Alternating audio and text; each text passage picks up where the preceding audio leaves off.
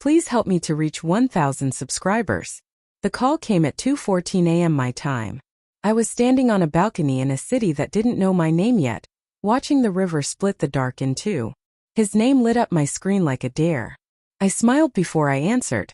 3 weeks earlier, I'd signed the final paper and boarded a one-way flight.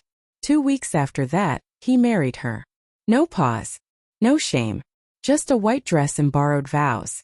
And then this call. I let it ring twice. Control matters. We met when life felt clean. Simple. Coffee dates. Long walks. Plans spoken out loud like confidence alone could make them unbreakable. He looked at me as if I were the only steady thing in the room. I believed him because I wanted to. Because when trust works, it feels like intelligence. We built a life that looked ordinary from the outside and sacred from within. Shared accounts. Shared jokes. Shared futures. He used to say, we were uncomplicated. I didn't realize that was his alibi. The betrayal didn't announce itself. It whispered. A phone turned face down. A laugh that arrived too late. Work trips with fewer details and more cologne. I noticed. Of course I noticed. I just didn't explode. I cataloged. The proof arrived on a Tuesday. A message preview on a screen he forgot to lock. 3 words: familiarity, ownership. Not love. Worse. The kind that assumes you're already lying. My hands didn't shake. That surprised me. Something colder stepped in. I didn't confront him. I didn't cry. I didn't ask why. I planned. I learned what silence could buy me. I watched how careless people become when they think they're winning. I let him underestimate me, because men like him confuse calm with weakness. I spoke to lawyers quietly, copied files, documented patterns, learned the difference between what's shared and what's protected. I moved money the way a chess player moves a queen.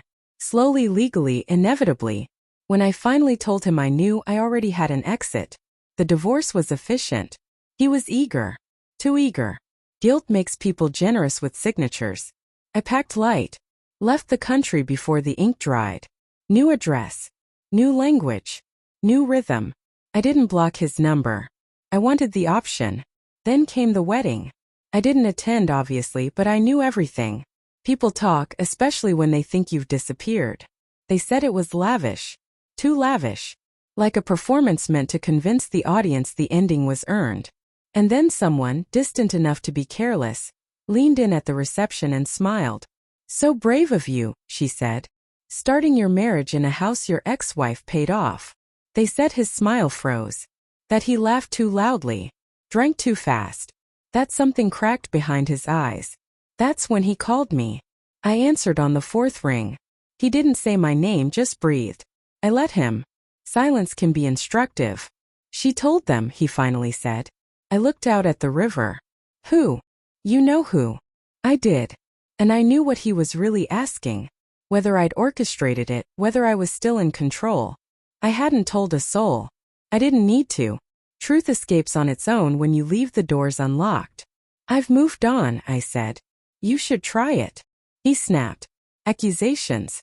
Regret dressed up as anger. He spoke about loyalty like he'd invented it.